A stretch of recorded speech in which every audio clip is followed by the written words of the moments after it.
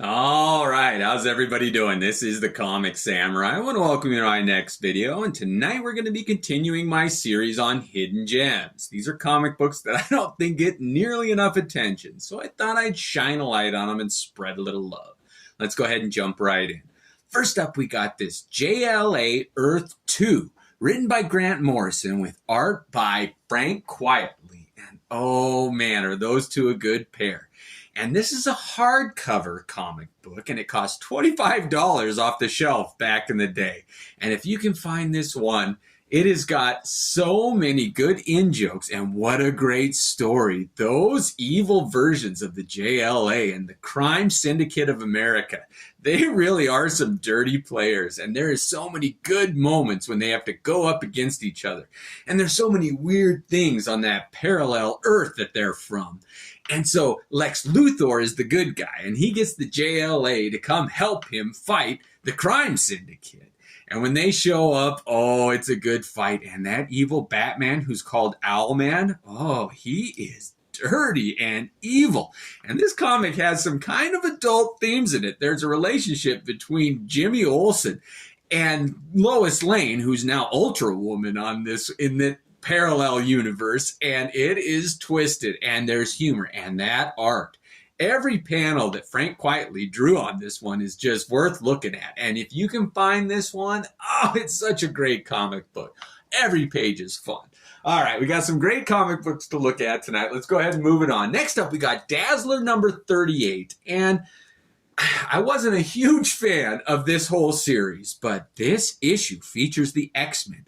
And apparently, when Dazzler left the X-Men, not everybody thought she was ready to leave. They thought she needed more training, including Wolverine. And he said, I'm going to test you someday when Dazzler left. And this is the day when a lot of the X-Men go and they battle Dazzler to see if she's got what it takes to handle it. And it's a good fight. There's some heartwarming moments, and you get to appreciate Dazzler, who doesn't get nearly enough love. And this is a great comic with some beautiful art in it, and it's just an underappreciated comic book that I wanted to shine a little love on. And I mean, look at that cover. That's a pretty good rendition of Wolverine and Colossus right there. All right, let's move it on. Next up, we got a series that I absolutely fell in love with. It's called Man OBrien. And they premiered in Mike Mignola Hellboy series, his first one. And I just am so glad they got their own little 3-issue limited series, because Art Adams just did a great job. Every panel of this is so much fun. Those two characters, they really complement each other so well.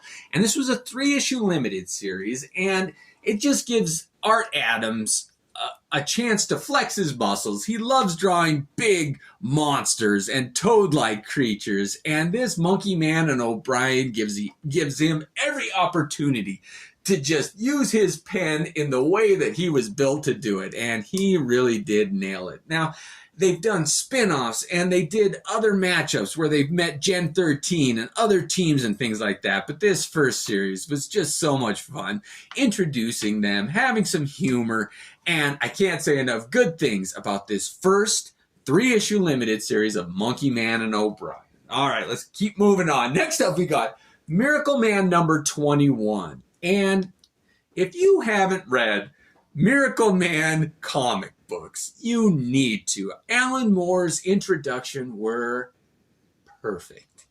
And he handed it off to Neil Gaiman, who was ready for it. He handled that responsibility so well. And I mean, can you imagine the pressure of taking over a series after Alan Moore perfected it?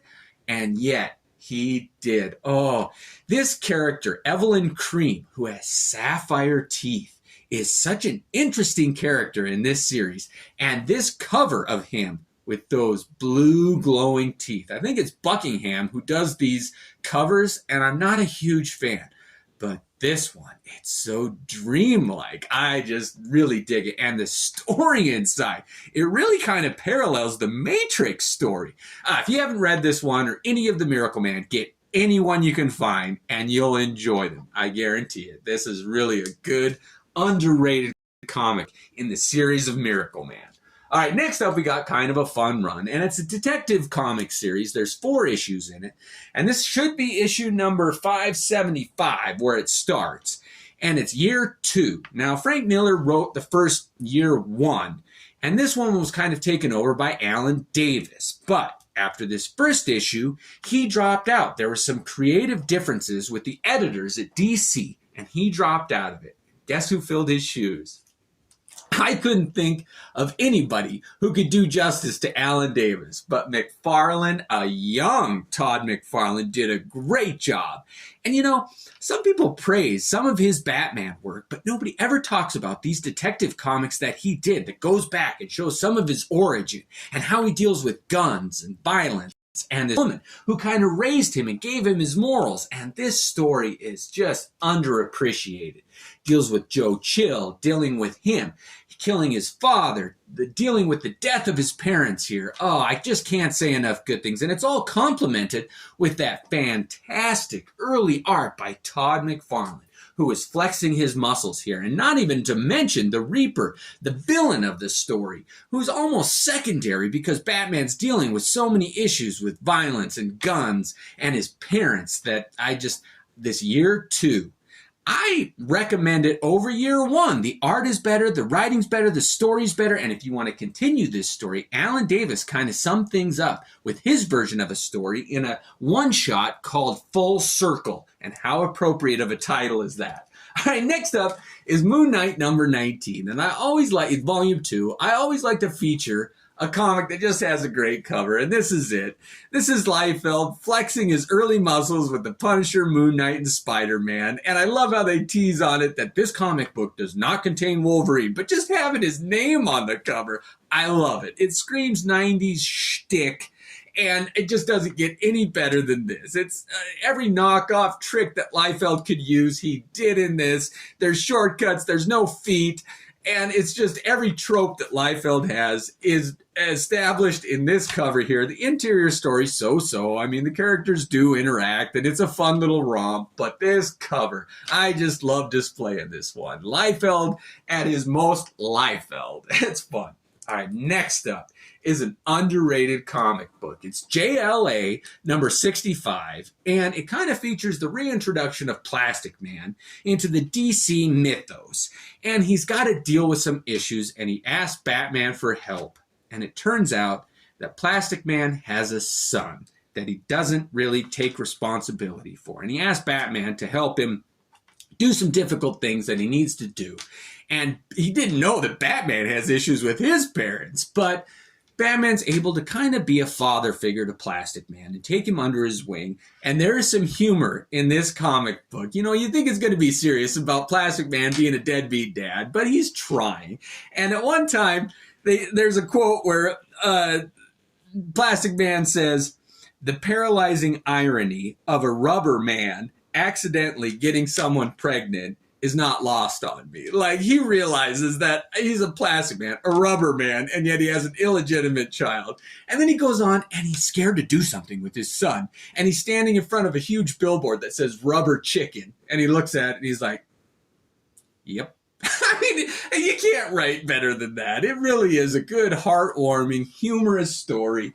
And everybody can relate. It's a good one. All right, next up is the New Mutants Special Edition number 1. And if you haven't read the Asgardian Wars, do yourself a favor and either get the trade paperback or get these originals, because it is a story written by Chris Claremont when he was at his peak of writing. And I know I say when people are at their peak a lot, but this really is Chris Claremont's best writing on the New Mutants, and it's a 2-part story. And he just does such a good job of summing things up, because I didn't know much about the New Mutants. I didn't follow them very much, but you don't have to. You get so engrossed in the story, and this one, it is such a good one.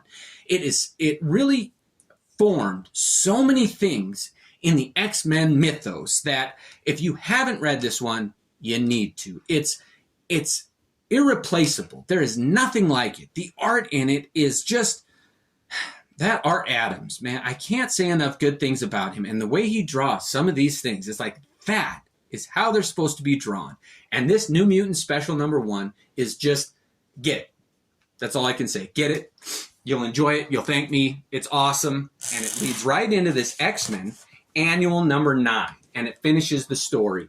And this is a comic that I cannot say enough good things about. I waited and waited to talk about this one until I knew what I was doing. And I thought I felt confident enough to give it what it deserves. Because this cannot get enough attention. It's not talked about enough. It's not celebrated enough. But the way that Wolverine is drawn in this one, and Storm and the other X-Men, and some of the dialogue that they have, Chris Claremont captured the essence of every character on that team better than they ever were or ever have been since. This is the pinnacle of X-Men writing and art, and I stand by that. It's only paralleled by that X-Men number 14 that I mentioned in one of my earlier videos. But this annual right here sums up what a comic book should be. And I give it my highest recommendation. I will never recommend one more than this. Maybe Elektra Lives again, but this is tied with that. I cannot say enough good things about that comic book. All right, next up is kind of a fun one. And it's Solar Man of the Atom, yes, a Valiant comic book number 29. And this is the comic that introduced a gimmick called Valiant Vision. And Valiant Comic Books sold this comic book with these special glasses. And when you put them on, it gives things a 3D look. And anything red just comes to the forefront. And anything purple or blue kind of sinks to the back. And it really does give those comic books a 3D look that is just amazing. And you don't have to use it on comics that were specifically printed with Valiant Vision on it, this little symbol right here.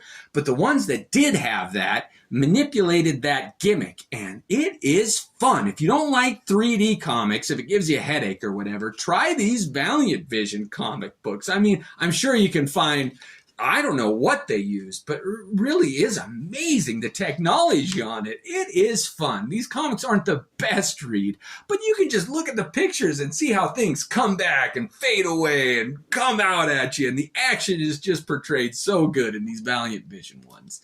All right, last one we got is one of my all-time favorite comic books. It's the Infinity Gauntlet number 4. And I know that a lot of things have been said about this series.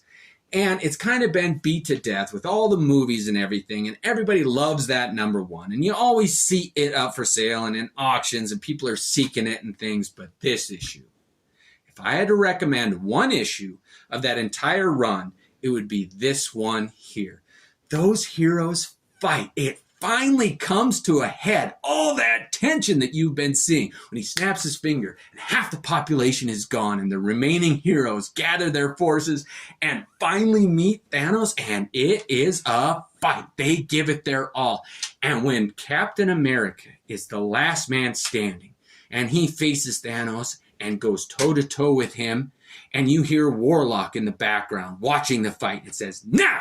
And he snaps his fingers, and Silver Surfer races to get the gauntlet. You just have to turn that next page and see if he gets it or not. And when they don't get it, what do they do then? It was everything was riding on that one moment. Oh, what a great comic book. What a great way to end it. I'm having fun doing this series. I hope you are too. Let me know if you thought these were underrated and what some of your favorites are. Have a great night. Thanks again.